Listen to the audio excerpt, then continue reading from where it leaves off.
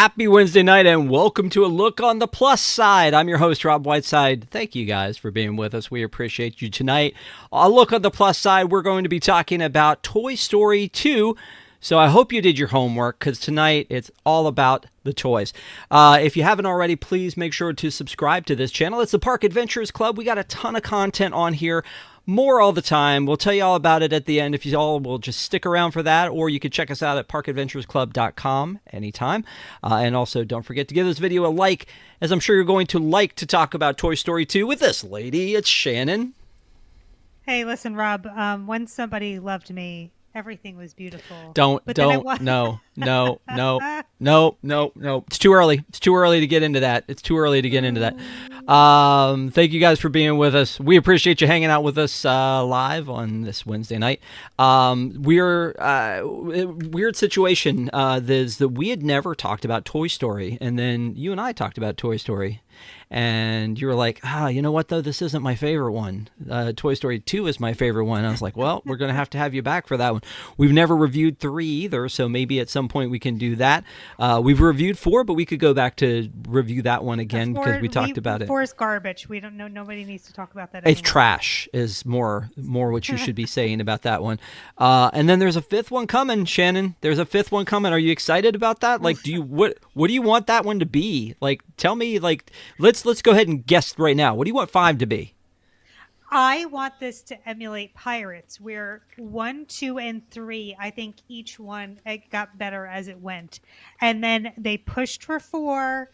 It was horrible. And I don't think I've ever rewatched 4. But then they kind of redeemed themselves with 5. So are we going to see the same thing happen with Toy Story? We can only hope. Okay. All right. Well, I mean, I'm down for that. With Toy Story, there is a lot of lore to Toy Story. There was the movies, the 1 through 4 movies. There's the Forky shorts, which everybody loves the Forky shorts. And then there's also there's a ton of other content out there on Disney Plus, especially. So you've got Toy Story, which was the original Pixar movie, 1995. You've got Toy Story 2, which came out in 99. And then Toy Story 3 wasn't until 2010 because we had to wait for Andy to grow up. But then there are the TV specials like Toy Story of Terror, The Toy That Time Forgot. Then there's the shorts like Small Fry and Hawaiian Vacation. So, we're going to talk about this movie tonight, but when was the first time you remember watching this, and what do you remember thinking about this movie when you first saw it? Oh, my gosh. Well, a scene that always comes back to me, and this is going to be really, really out there, but when Al is sleeping on the couch with the bowl of cheese doodles, because those specific type of cheese doodles are my favorite snack, and those cheesy fingers Bullseye licks, I don't know, that scene stays in my head. But seeing it, watching it again as an adult, took on I had a whole new appreciation for it.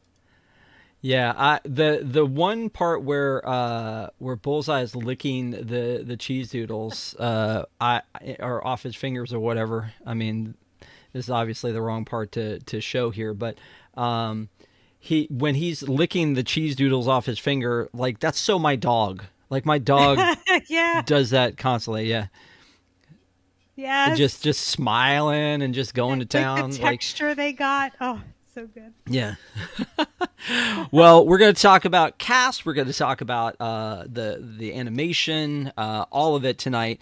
But again, this movie came out. Let's bring up the stat board because that's the new thing we do now. Is there's so many like random stats and we will fire them off, but let's just kind of like stare at them and digest this. So when this movie came out, it was released November 24th of 1999. Man, Whoa. 1 month away from Y2K. How did we function with this movie a month away from Y2K?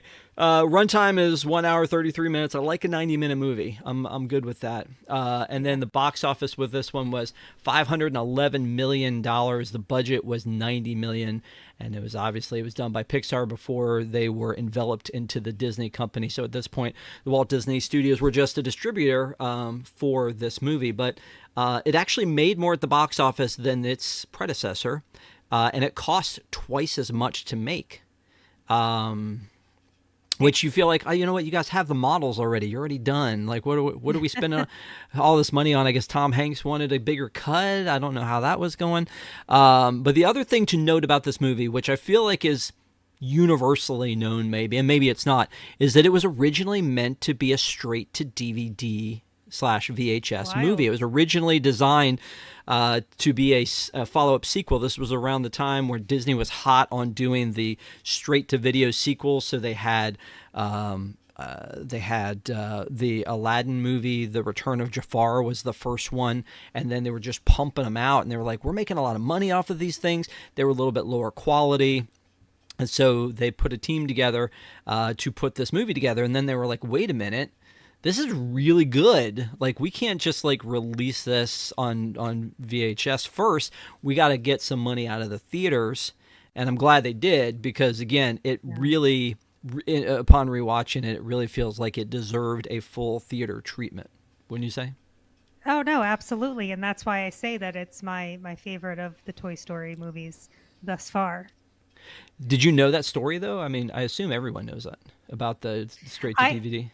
No, but it makes sense because, this is part of the reason why I wanted to do this show, is that so many sequels, I feel like, just rely on that first big hit, that they then don't create a really good story. They just rest on their laurels of these good characters. But this movie really, I think they did a really nice job actually telling a brand new, really good story that could stand alone from the original.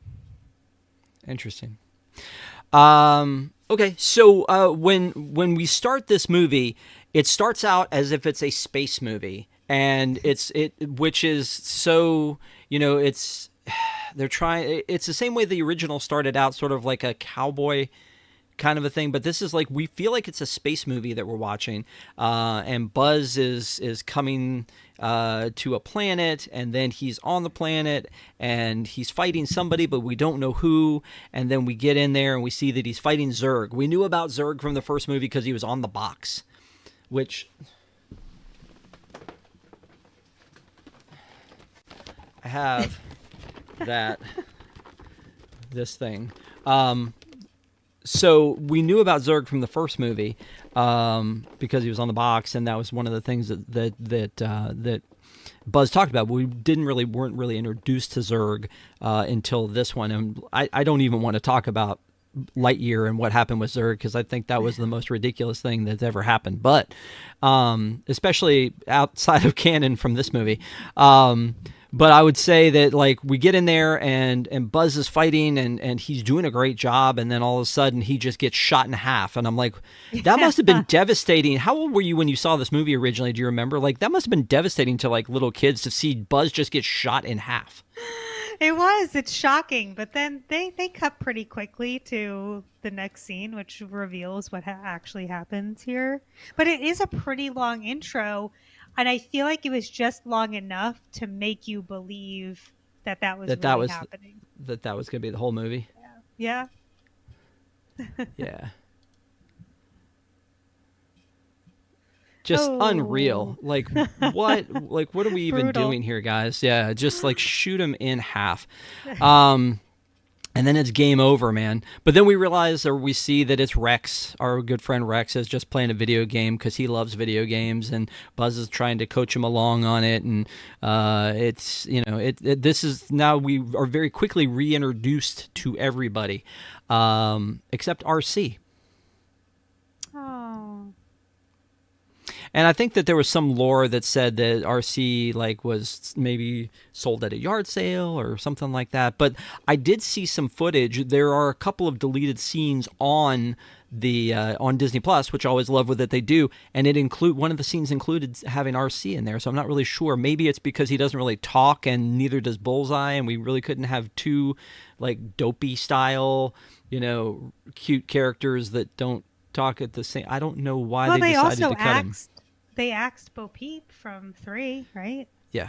I mean, I know she kind of comes back in 4, but that was just chaos. Well, and I think people thought that was a mistake that she wasn't in 3. But again, it probably has to do with with story is that, there's just too much story to tell, and I feel like this one tells a lot of story in 90 minutes. It does. Yeah. Some of the other notable differences that I've read about were that there was one scene where Wheezy wasn't involved, one version of it where Wheezy wasn't involved in this at all, that it was Woody goes out on the roof somehow, and then he falls down into a box at the yard sale, and that's how he gets there. Not that he's out there rescuing Wheezy. So Wheezy wasn't a character at first. And then also that Bullseye had a voice. Did you know that? No. Martin Short was originally cast to be the voice of Bullseye. But I feel like it worked, him not having a voice, honestly. Oh, I agree. Yeah. I asked the pack today, which is our Park Adventures Club, our Discord. I asked the pack what is your favorite, who's your favorite Toy Story character? I think my favorite answer was that Jessie should be voted off the island. Yeah, I don't like her. She's not my favorite. She doesn't annoy me as much as Bo Peep, though. Really? Bo Peep annoys you? Expand on that. Tell me why Bo Peep annoys you.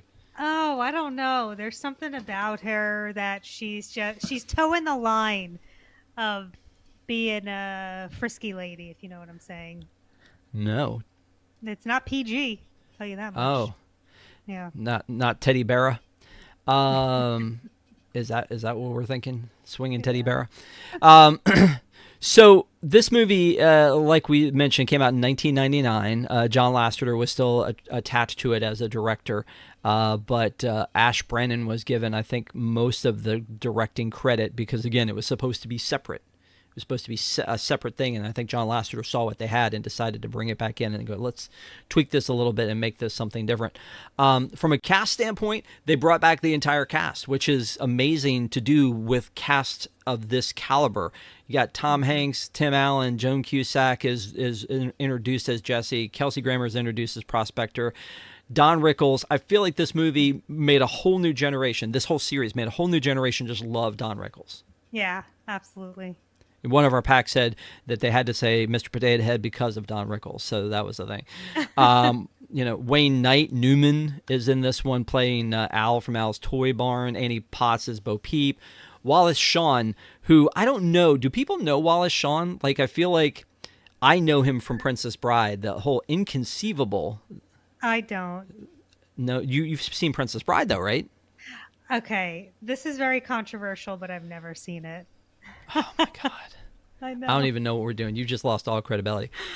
This was actually also Jim Varney, who was the Ernest Hey Vern guy, was the voice of Slinky Dog. And this was his last time being Slinky Dog because he passed away. He did this, and then he did Atlantis, and then he passed away. So those were the last things that he did. But yeah, I think he is amazing in this role. Laurie Metcalf is Andy's mom. Always just referred to as Andy's mom. Harris? Yeah, as Mrs. Potato Head. Yes, she's great. Yeah. And then I'm just looking down. Jodie Benson as Barbie. So we introduce a lot of new characters, and that's kind of what you do in a sequel. Is you introduce a lot of new characters, but they found inventive ways, I feel like, to introduce those new characters, especially taking you into what a layup, taking us into a toy store to do that. And that must have been such a fun brainstorming session. They're like, well, what if there's a bunch of Buzz Lightyears, and what if there's a bunch of I have many questions, but we'll get to the toy store part later. So the whole deal is that the starts the journey is that Andy's going to cowboy camp. He's going to take Woody, and at the last minute he kind of rips Woody's arm a little bit, and then Mom's like, you probably shouldn't take him, and he's like, yeah, and he leaves him behind. And this was like the biggest thing in Woody's life is that he gets to go to cowboy camp, which is that a dude ranch? What is cowboy camp in your mind? I don't, no idea. I've never heard of a cowboy camp, but yeah, it's not out of the realm of possibilities. Yeah, it could be a dude ranch. Who knows? So when it comes to the setup, he's, in the first one was really upset because Buzz is introduced at the birthday, and then he starts to lose ground to Buzz, and then he's got to go chase after Buzz, which is what takes them on their journey. In this one, he gets ripped. He gets put up on the shelf, which is apparently the worst thing you could do to a kid, a toy, is put him up on the shelf. And so one of the things that I'm wondering about is, like, were kids devastated by this afterwards? Like, no, Mom, you can't put them up on a shelf, and no, we can't have a yard sale, and no, we can't. Look at the bad things that happen. Meanwhile, as like an adult, I'm watching this going, like, it's crazy to think about, like, how many parents, when their kid is out of town, have a yard sale? Probably a lot. Yeah. Well, what bothered me was she was picking what she was going to sell after she already set up shop. I'm like, well, aren't you a little more prepared for that? That bothered me. Also, Andy's mom needs to invest in a Swiffer because that shelf was entirely too dusty. But did it give you anxiety? It did. It did. A poor Wheezy couldn't breathe. Yeah. Before they get up there, I mean, when it starts, Woody's trying to find his hat, and they decide that, oh, okay, well, we found out where the hat is. Slinky actually finds out where the hat is. Buster has it, and Buster is the dog from the end of the first movie. So now we see Buster is, like, part of the family. So but he plays with the toys, and I'm wondering, like, is that not against the rules? Can animals, like, see them move? Why is that okay? I don't know, but I like it. I think it's cute because it kind of falls in the realm. Like, you want to believe that your dog knows what you're doing and can communicate with you, much like you want your toys to know what you're doing and communicate with you. Yeah, I guess so. As a parent, it cracks me up, this whole thing where it's like, hey, Mom's like, hey, you got 5 minutes. And then he's like, 5 minutes. Let me set up a whole game and, like, do the whole thing because I've got 5 minutes to play. I feel like most of the time I had to drag my kid away from whatever game he was playing because he's got to do one more round of, Awesome Knots or Minecraft or something else. And he's like, I can't. Well, can you pause it? No, I can't pause it. That's not how it works. And so if he was going to do just one more game, I'd lose my mind. But this is playtime. This is like, a thing where kids use their imagination and toys and all that fun stuff and play with them. But I do think it's interesting too, as a guy who's a toy collector now, that they kind of sort of poke fun at that in this. They really kind of say, hey, toys are meant to be played with. They're not meant to be in a museum. But if you put them in a museum, then everybody can enjoy them. Yeah, but I mean, I feel like they all but say, like, toys are meant to be played with, not left in the box. But I think that is what makes this movie brilliant, is that the first movie was this idea of toys are alive and they have human emotions and they play dead when the humans walk in, and they're like, okay, how can we make another movie still involving toys? And they're like, okay, what is this other aspect of toys? Well, toys are not only a child's plaything, but they are also a collectible. So many people collect them and they become very valuable. So I thought that was a brilliant way to continue this story, whether they're making fun of people like you or not. It's great. They are. Don't worry. They're making fun. So yeah, but I did think it was neat the way that they at least introduced that and talked about it. This story already to me was interesting. The second time around, I'm bought in. We're dropped back in the world of toys. We meet the gang again. There's drama because he's kind of. Woody's arm is hurt, and so he goes up on the shelf, and then he sees Wheezy, but then there's this whole thing about where he says to them, well, I thought Mom said that you were lost, or I forget what happened that Mom said, but he's like, yeah, Mom just put him up here because Andy was upset and she wanted to make him not upset anymore. And I'm like, lies parents tell their kids, right? Like, yeah. I mean, at the time, Mom was probably like, I don't want to be bothered with this right now. Let me just put it out of his reach where he can't see it, and we'll deal with it another time, which clearly she wasn't going to because she's not dusting up there. We know that. No. Well, she is not going up there because of all the She's dust. not. And that wheezing, it doesn't help. The dust doesn't help because it triggers his allergies. And poor Wheezy Poor is, thing. yeah, he can't deal with it up there. So, but then Woody gets, and Wayne Knight. Does he ever play a nice guy? Like, No, he was cast and it is almost as if it's the same character. I'm a big fan of Seinfeld, and I love Jurassic Park as well. And Newman from Seinfeld is Al. I think he was cast so perfectly for this role. It is hysterical. yeah, you just want to hate him, No. and he tools off with Woody, and then Buzz tries to stop him, and he can't. Yeah, it's not good. It's not good, Shannon. But he always plays. I just was thinking he always plays just kind of a nasty guy, like not a nice guy. But in this particular case, he is at the yard sale. He hears Woody's string being pulled. And he turns around, and then he's like, "Oh my gosh, he's here. He's intact. He's got his hat. He's using all these So he decides to con Andy's mom and throw a bunch of stuff together, and like he's buying something at the drugstore he shouldn't be buying. So he's buying gum and whatever else. He's throwing a whole bunch of stuff here, and he goes in and he's like, I'll give you 50 cents for this. And she's like, no, that shouldn't be in there. And he's kind of pulling away, and she takes it and puts it in the box, and somehow he gets a screwdriver. Like, where was that screwdriver from? Because he also leaves it in the box when he's done. Like, it's like got his for sale.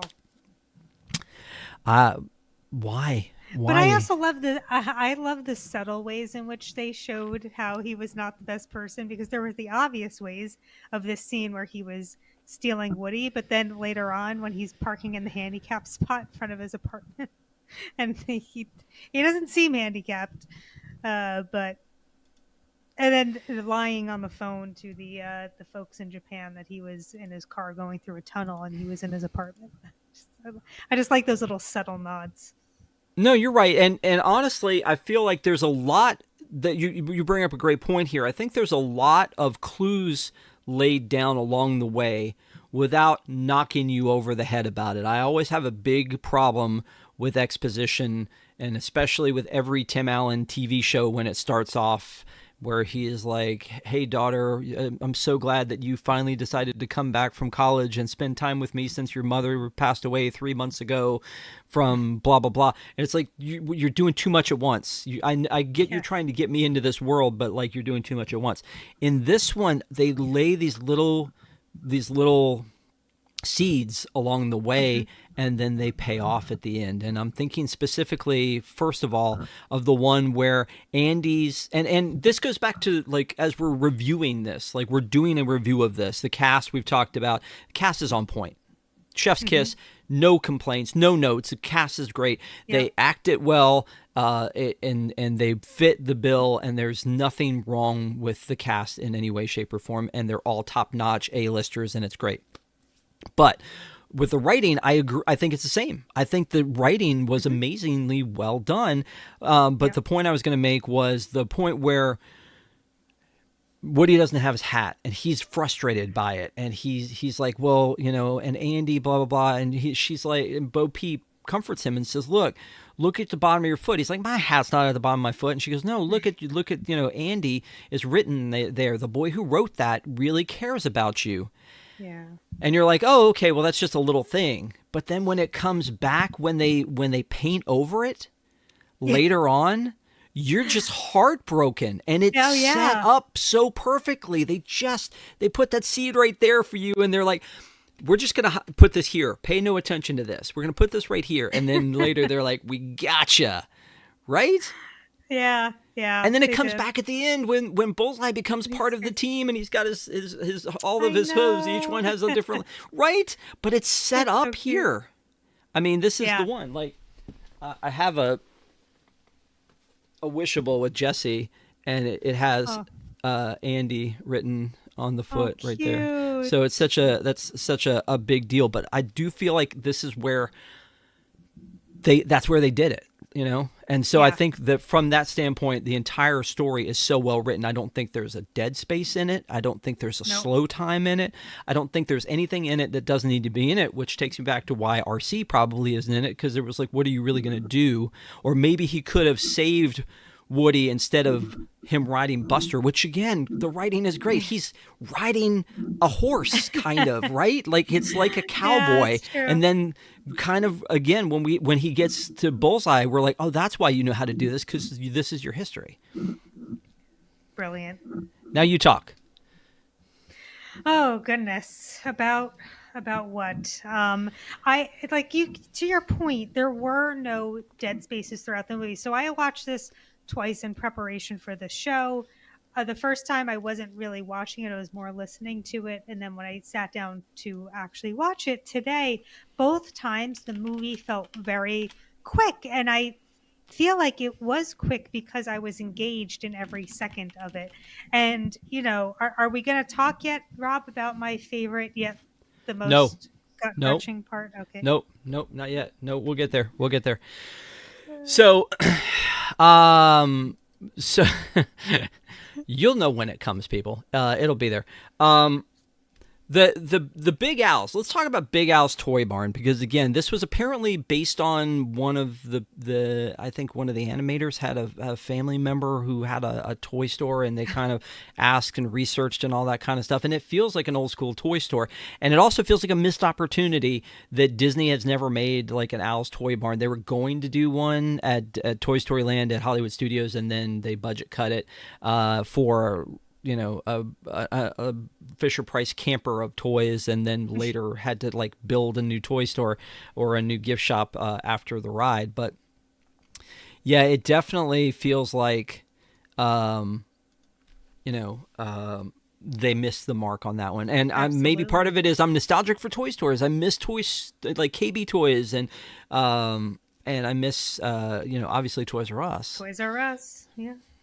But there's no place for that anymore, because kids don't play with toys. They play with apps, and they also can get anything they want to online. Shannon, Sad. This generation, I mean, Etch-a-Sketch, all these things. No, I think the magic is still there at Disney World. There's people, kids see the toys there and they want to buy it. There, as you said, they did build a toy store at the end of Midway Mania. It's terrible. But that was their missed opportunity for Al's. Yeah, so he gets stolen. He gets taken to Al's. By the way, one of the things is Al dresses up like a chicken. The other toys know him as Chicken Man. Then he offers his watch.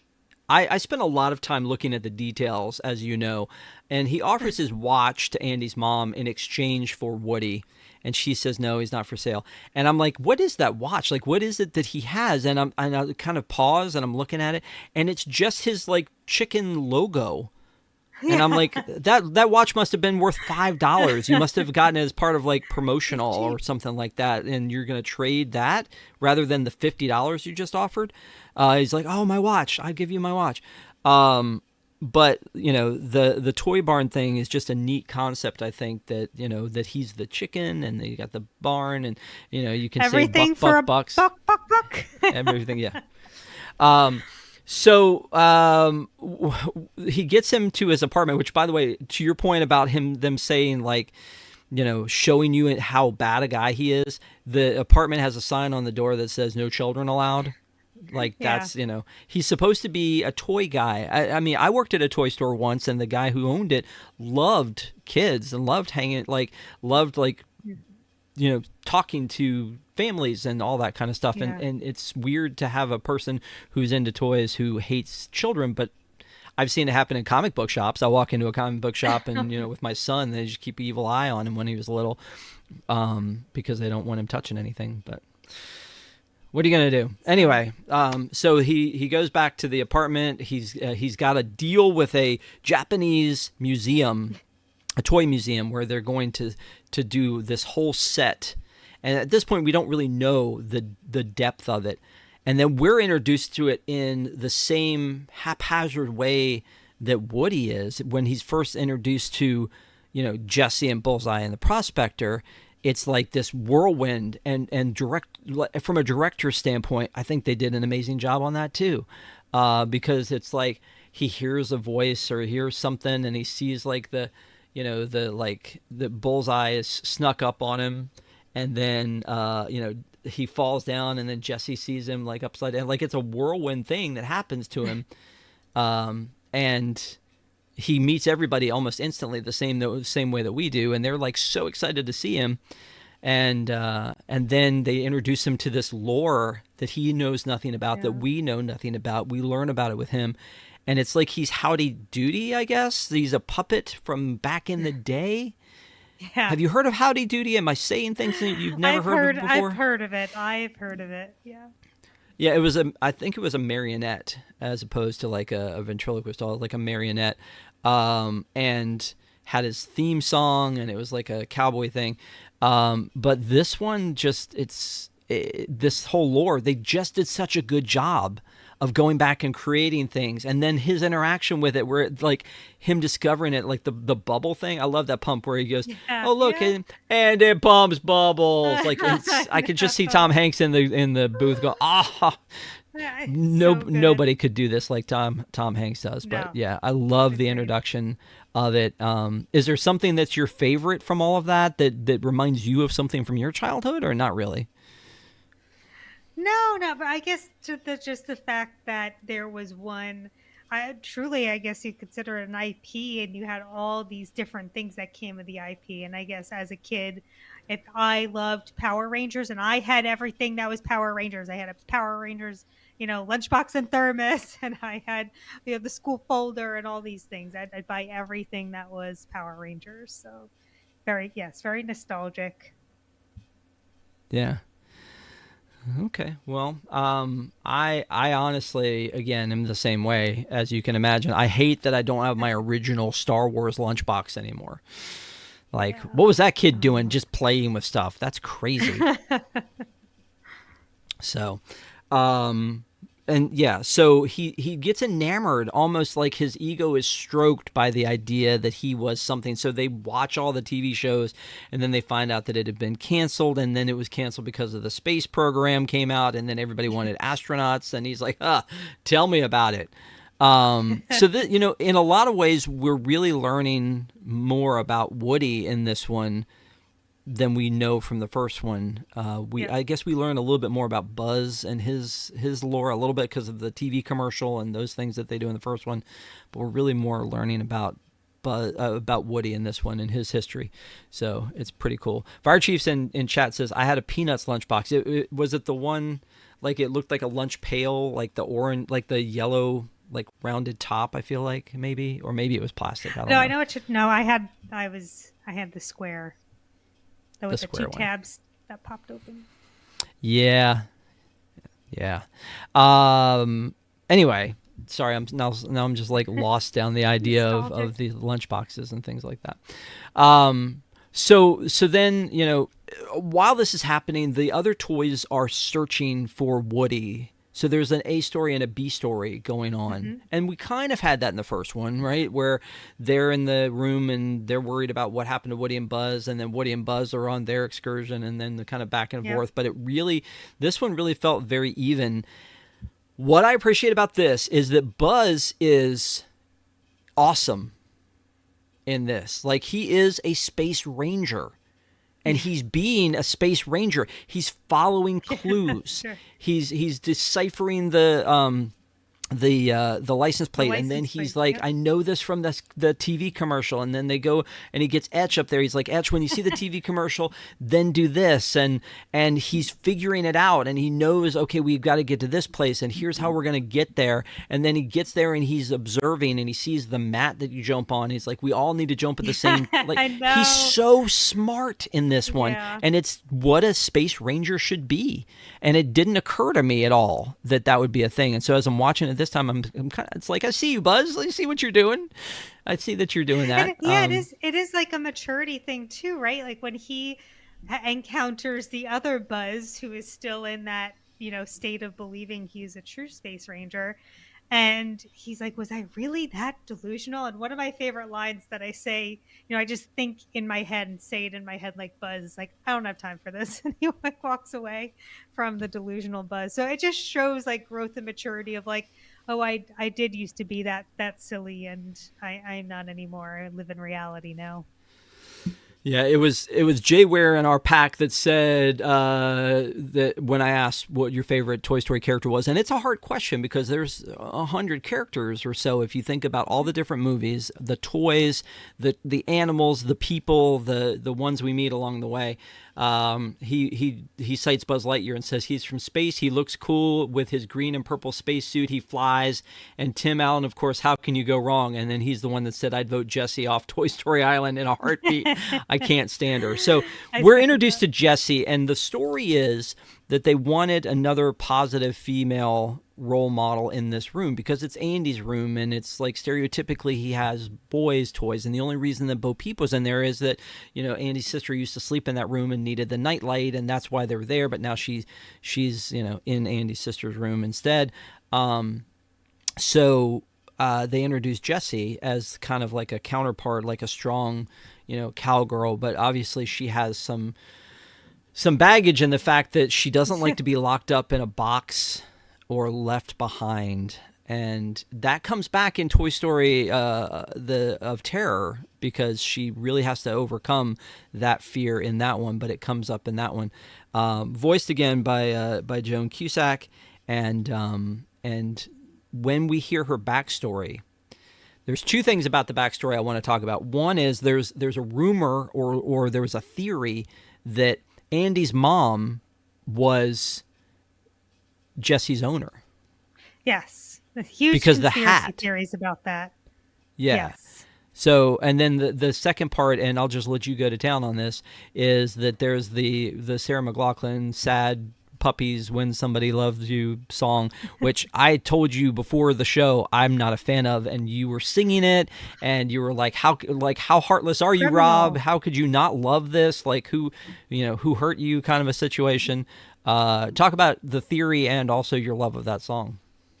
I don't know a whole lot about the theory, but the more I think about it, the more I think it makes sense, because Woody is clearly an old toy based on his backstory. So I don't know. His mom may have bought him Woody because she had Jessie at some point, and that was like her toy growing up. Who knows? But When Somebody Loved Me is, I mean, Oscar worthy for cinematography. I just think that scene hits so hard because we all experience these changes. Like growing up is exciting, but it also can be really sad, right? Like when you see the room, the montage of the horses that change to the makeup and the nail polish, that just kills me. And the horse poster that changes into the band posters, oh my goodness. And poor Jessie is just under the bed collecting dust yet again. And Dawn says, now I think Jessie's former owner is unrelated. I have heard converse theories about, well, then why wouldn't Jessie have recognized her when they came? And I don't know, but I do remember that being a thing. But Randy Newman did the music for this one, as he did for the first movie, and so the score and the songs. There are two brand new songs. There's When She Loved Me, and there's Woody's Roundup, which is the theme song. And that's very Sherman Brothers, to write a song within a world, right? Like they know that song in that world. It's not just us hearing it. It's that song exists there. And then they made, Roundup Barbecue. So there you go. But there's a lot of, score, like Al's Toy Barn and The Cleaner and all of these other things. Off to the Museum is actually a track on that. But we come back to the standard, the good old You Got a Friend in Me, which I'm going to get tired of this song at some point. I mean, it is a classic, just like Classic. It's a Small World or, Spoonful of Sugar or any of those other songs. It is a classic. But they play it all the time in every Disney show, on the attraction, like all over the place. But they do a good twist on it with Robert Goulet singing as Wheezy in the end, "You Got a Friend in Me." Yes. And he sings it was on the good. attraction too, on Slinky Dog. But that makes me love it again. Honestly, that version. You got a friend. You can't yeah. hate it. No, you can't. No, you can't. You can't hate it. You got to love it. So again, talking about the writing, I feel like the writing was good. The music was good. The directing seemed good. There were a lot of Easter eggs in this one. And when I say Easter eggs, I mean just like tons, referencing so many different things. There's references to epic blockbuster movies like the Zurg saying "Buzz, I am your father," and Rex chasing the Barbie car like in Jurassic Park, and just all of these things, and they reference themselves. There's what was that? There were multiple Bugs Life Easter eggs in the movie.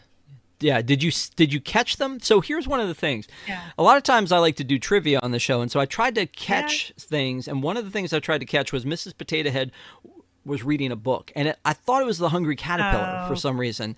And the book she was reading was literally A Bug's Life. Like that was as if it was a book. And so, it's like, and Princess Dot did something. You can see the words in it. And it's got Heimlich. I didn't see. Yeah. I saw the calendar in Andy's room, and you could see that right in the opening scene when Rex is playing the video game. And then also they were selling toys. Flick. Yeah, toys in the toy store. Yeah. No, it was very cool. It was very cool. I wrote down a few things that I thought were sort of neat references. So there was Darth Vader breathing for a minute inside with that was a thing. When they were flipping through the channels really quickly to find the toy barn, we were seeing flickers of Pixar shorts. It was Luxo Jr. and, just very quick on there. And then the cleaner who came to fix to fix Woody is Jerry. And they refer to him as the cleaner, but also apparently like that's his name is Jerry from Jerry's Game, which was the short that was on the front of A Bug's Life. So if you've seen that short where the guy's playing chess with himself in the park, that's Jerry and from Jerry's Game, and he's the cleaner. And then there's a point where he's opening up that box, which is I love when they open up his cleaner box. The eyeballs and Well, I mean, the eyeballs and things that are in there, but like the fact that there's a little hat stand for Woody's hat like in the box. I mean, the whole thing. Songs too. This is one that I feel is synonymous with Toy Story. The score on this one. Let me see if I can. I was gonna see if I could find it real quick. Is that scene? I really love it. It's almost like he's got this suitcase that was meant for Woody because of the way that it sets up. Because he puts him in what looks like the equivalent of a barber's chair, and he's got lights, and he starts to kind of clean him off. And I love the Q-tip. Yeah. But in that case, there's a drawer that has all these chess pieces in it, so that's how we know that it is indeed Jerry. The book I was mentioning when she picks that one up, there's a Pixar ball is on TV on one of the channels, and then like you mentioned, the Bugs Life toys. Like so, there's a ton of those little things, and then the things that we already know, like A113 was her license plate, mom's license plate. And then also like the Pizza Planet truck was not hidden in this one. That's a thing that Pixar started doing. It was not hidden. It was a whole part of this that they got to drive the Pizza Planet truck, which makes sense because this is its movie. One of the things though that was cut was when they get to the cone scene where the guys are crossing the road, which is great. I love the writing, the timing, the directing of that, where Potato Head loses a shoe and comes back, and then he unknowingly almost gets like flattened. But that scene originally, in that scene, they're going across the street to Al's Toy Barn, but originally they were just crossing the street, and there was a Dynaco gas station on the other side of the street not Al's Toy Barn. So Dinoco that was introduced in Toy Story 1, that was where they first found the Pizza Planet truck, and then also a gas sponsor of the Lightning McQueen series.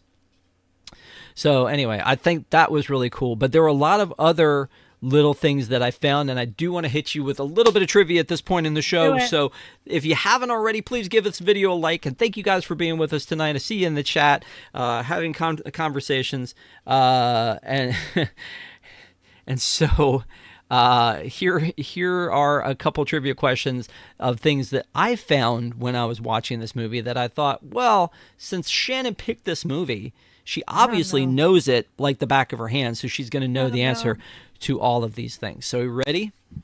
Yep. Yeah, you are. I can't wait to hear how many of these things you actually paid attention to, wrote down, because you knew I was going to ask them. Let me know which ones. Okay. When it opens up, we're opening up in space, and Buzz is flying through the Gamma Quadrant. What sector is he flying through? 4. Yeah, see, I knew you would probably know that one. And because you looked at the calendar, and they show 3 different calendars in this, what month is it that this takes place? Oh, no. No, you looked at the calendar, so you know. I did. I don't know, but there's a calendar in Al's office, and there's a... Wait, what? August? It is August. Hey! Yeah. And Fire Chief will keep track for you. So Rosita was guessing July as I'm looking at the chat. And then she said, dang. Language. Wow. Rosita, please watch your language. There are children somewhere. Not watching this, but there are children somewhere. So, again, something really easy for you, I'm sure. Andy's dog is Buster. What color is his collar? Red. That is correct. 3 for 3. What is Al's license plate? Oh gosh. I know it says Al's Toy Barn. Do you need to know exactly what it says? Okay. Why would I ask you if I didn't need to know exactly what it said? It's just 7 little letters. LZTYBRN. That is correct. Oh. That is correct. The prospector is in his box, and his box says how many sayings he does when you pull the string. How many sayings does the prospector have? 9. You're on to me. You're on to me. I knew to prep because I've seen these movies several times before. I usually just listen to them before to prep for the show as a reminder. But today I'm like, I'm going to sit and watch it. Watch the whole thing. I always thought that the Pizza Planet truck was a Toyota because it had the YO on the back. But apparently it was not a Toyota. It was a Gyoza. Yeah. What year is that? What year is that truck, according to the manual? Oh, gosh. I think it's 1975. That's a really good guess. Oh, 78. But that is correct. It is 78. Where did you pull that one from? I knew it was 70 and something that was circular. I couldn't remember if it was a 5 or an 8. Well, I think that's that's all of them that I think you hit it. I have 3 bonus questions if you can make it. So these don't really count. What is when Andy's going to cowboy camp? He has a T-shirt on. What does the T-shirt say? Yeah, it's the ranch. It's the Triple R Ranch. Triple R. Okay. Yeah. And then what is Jesse's owner's name? Emily. Yep. And then the final one, which I didn't know if you would get this or not. You would get the gist, but I don't know if you would get it verbatim, is that when Woody is leaving, he tells Buzz to make sure that everybody listens to Mr. Spell's seminar on what? I don't know. I don't remember. What to do if you or a part of you is swallowed. Best TED Talk ever, I think. Yeah, That's a good no, one. for sure. Ronald says, "Great job, Shannon." So Thank you and you. lots of exclamation points. So the chat was pulling for you Woo! Yeah, on thank you, that one, everyone. and yeah, and Rosita was trying. She was getting close on some of them. 73 as a guess for that one. Care Bear's giving you claps. So thank you guys for being Yay, thank supportive you. and playing along in the chat. Hopefully you guys enjoy that part. We hope you appreciate that. So back to the movie again. I feel like the animation in the first one, when you go back and watch it, and we talked about this when we reviewed it, is not great. I mean, you have Yeah, toys, and the toys are good, but they're plastic, and making a computer thing plastic is a little bit easier. And so in the first one, they don't even show mom's face yeah, because it's like we're not even going to try. And now by the third movie, they got it down because that's like what 2010, but like here it was still a little iffy with the faces and the people, and even Buster's shading was a little off. It was clearly, I think, better. I think it was a step yeah. forward with the animation, and it's only 4 years after the first movie. So I think that was pretty well done, but I still think that the characters seemed a little off. The animation seemed a little off. We talked about like the cheese, the Cheeto dust on his fingers, and I think it looked like sand more than it looked like Cheeto dust. Like, so I mean that was a thing. Mom's face, I think, was still in question. Like I said, Buster, and then the grass for some reason I felt like wasn't quite there. But I think overall Yeah. it was an improvement. Would you say over Hmm. the first one? Yeah, great. I actually like how the grass looked a little unkempt, like they went a little too long without mowing it. But the scene that stuck out to me was at the airport. The people there, they were like moving very robotically.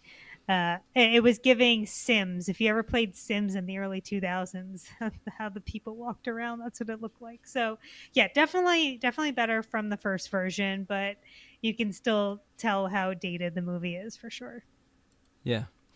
No, I didn't specifically see that part, but then again, like I said, I some of it's great. Like some of it feels like the environment's done right, the shadows, the lighting, all of that is done well. But I mean, to your point about the airport, I was almost going to ask you like what were the names of some of the airlines that were there at the airport, but Far I felt like East. maybe did you write that down?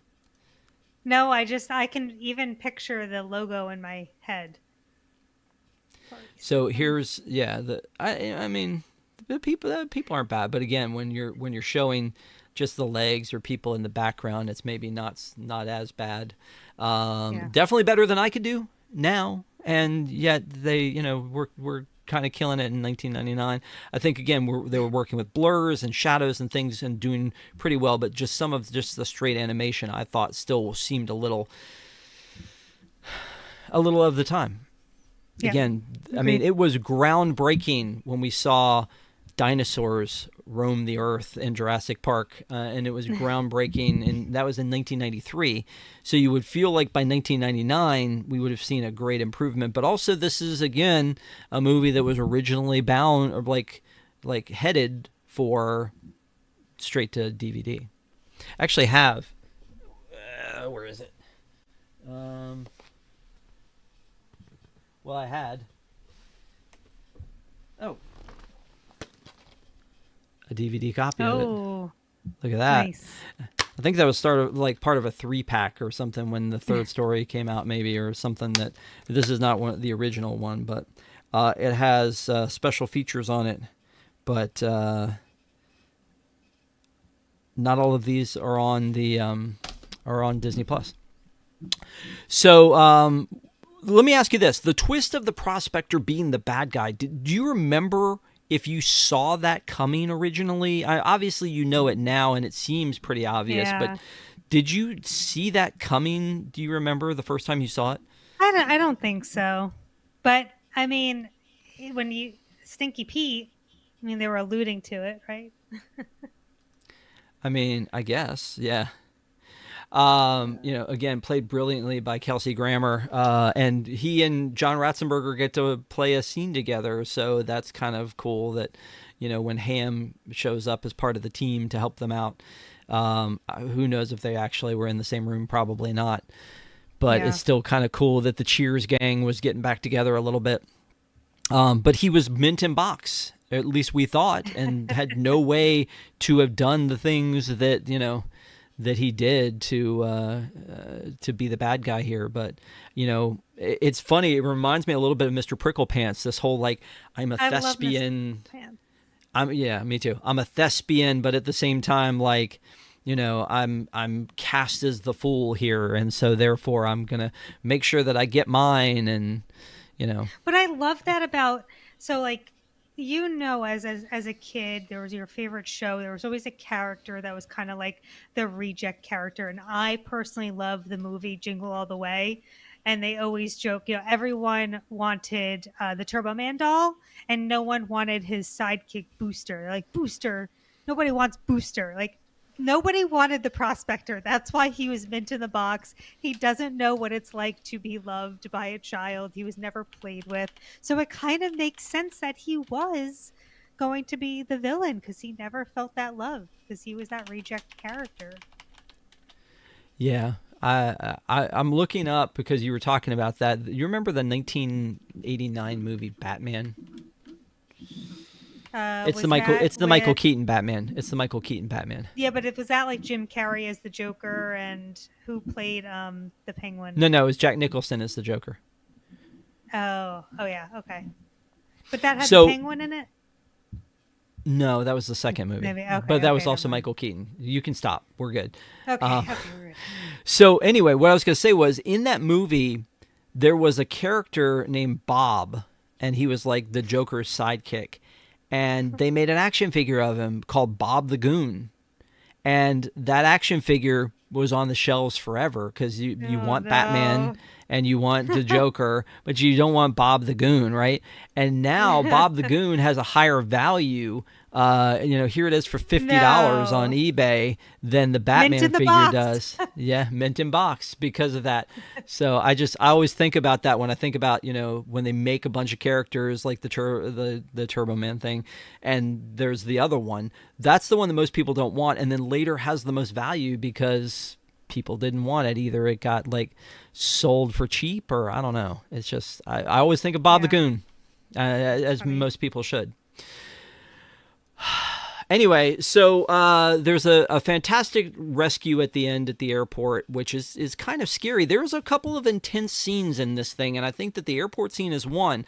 I also think that the little nightmare that Woody has about Andy in the beginning, with like the pail of arms pulling him down, that is the stuff of nightmares.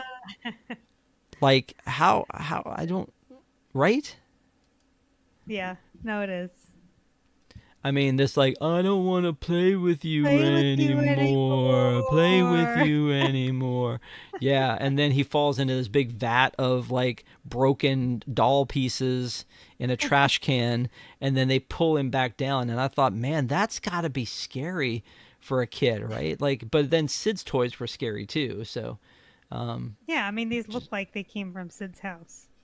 yeah. So I think that clearly there was some drama, some adventure, some suspense in this one as well. And then, they get to the end, and Al doesn't get his big payday. And, it says something about the value of his toy store, if he's the owner of this toy store, that he's got to focus on this 4-pack of action figures being the thing that gets him over the top. I don't know. Well, his parking lot was empty. I mean, I guess they were still closed, but it wasn't a happening place. Yeah. By the way, here's the August calendar with the bugs that we were talking about on it. So yeah.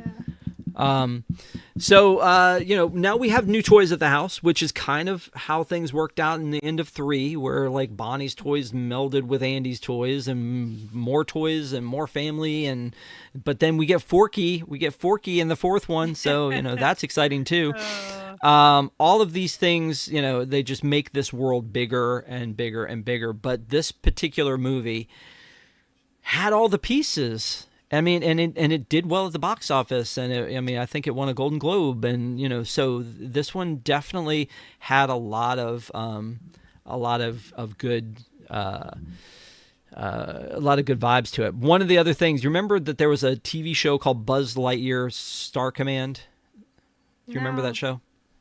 You don't? Well, it's not on Disney Plus, which is crazy. But I believe it was a Saturday morning cartoon that they did, and then they released it later. But they opened it as a movie first. But I was noticing that there is a Post-it note on the wall there that says Buzz Lightyear on TV, 10 a.m. Saturday. So I think that was a little homage to that show. So before we get to final thoughts, is there any other things you wanted to talk about this movie in particular? It has the happy ending. We get more characters. We had a journey. But is there anything else you want to talk about before we do final thoughts? No, I think we covered it all. The one other thing that we talk about a lot before we do a wrap up is we talk about how the movie that we're talking about, if it had any effect on the parks. Going back and thinking about it, I feel like most of the things that we see in the parks are from this movie and not from the first movie. Yeah. Zurg Space Ranger spin, right? Yeah, the Zurg Space Rangers, the Buzz Lightyear attraction, but also like Slinky Dog Dash has Wheezy singing at the end, so it's obviously from that world. And then also the characters that you earn in Toy Story Mania are featured in Woody's Roundup, and then we've got Roundup Barbecue, and then Woody's Lunchbox. Well, that must have come from this lore of Woody. Like, so all of this stuff feels like it's kind of built. Now, maybe not the alien swirling saucers. That definitely gives a vibe of coming from the first movie and Pizza Planet. But the rest of it feels like it comes from this movie. Yeah, I agree. Yeah, I forgot about the little marionette characters. Love that they included that. Yeah, that is very, and you see them in Roundup Barbecue and you see them in the ride. But when they do, when they have those screens in Toy Story Mania, there was a rumor they could update them at any time, and they did that. They updated like with Trixie when the third movie came out, and then we never saw anything else. Do you think we'll see something in 5? Do you think they'll update that ride? Who knows? Maybe. Who knows? All right. Well, thank you guys so much for being here, for watching. We appreciate you. If you haven't already, you can find out more about our pack. We love our pack, the Park Adventures Club. You can learn more at patreon.com/GoPack. And a special thank you to all of our pack members, but of course, our Zebra Mezzanine and Treasure Room supporters who have helped us out. Thank you guys so much. It means so much that you guys are members of our Patreon, but of our community. It means so much. So thank you guys for doing that and being part of that. Don't forget, we have a ton of content on this channel, and you can check out, I did a live stream from San Diego Comic-Con and from Disneyland last week, and we also have the Park Adventures Club every Sunday night at 8:30. This week we're going to be having another episode or another meeting of the Park Adventures Club at 8:30 on Sunday night. We were off last week for the one time while I was at Comic-Con, but then we're going to be full blast all the way through until D23, Destination D23 in August. So join us then Sunday nights if you love park stuff. If you love movies, come back Wednesday night. Every Wednesday night at 9 p.m. we review a different movie. Last week we did the 2005 Fantastic Four. So if you've gone to the movie to see the new one or you haven't, you either prep or recap, whichever you prefer, by going back and seeing that. And then this Friday, Shannon, you're doing a show. You're doing your happiest days where you go and you do the work, the good work that the people need, which is to go and sacrifice your time and yourself to go and deep dive a hotel. Do you want to tell them which one you're going to be talking about this week? I did say we were going to go off the beaten path, not where people were expecting. I know you were expecting for me to go to the value resorts, but not yet. We're not there yet. We're actually going to be discussing the Walt Disney World Swan Resort. So on Walt Disney World property, but not owned by Disney. So stay tuned. And I think this is a controversial one. And I share why, and Rob shares his feelings on it as well. And I don't know. No spoilers, but I think it'll be a good one. This Friday night, 8:30 p.m., please tune in for the happiest days at the Walt Disney World Swan Resort, and you can find out if Shannon swayed my opinion on that one. And then Sunday night, like I said, we're back for the Park Adventures Club.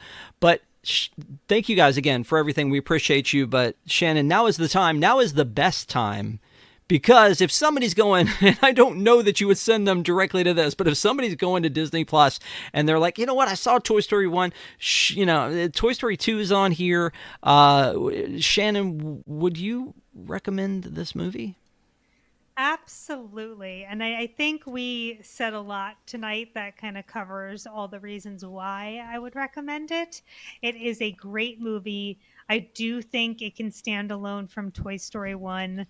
Uh, and it's an easy watch. A lot of the times when I think about the shows that we review or the movies that we review here, I think about like, is it a big commitment? Is it something that I can have on in the background while I'm doing an activity and still like know what's going on? And you absolutely can. And like we said, 90 minutes is, I think, that sweet spot.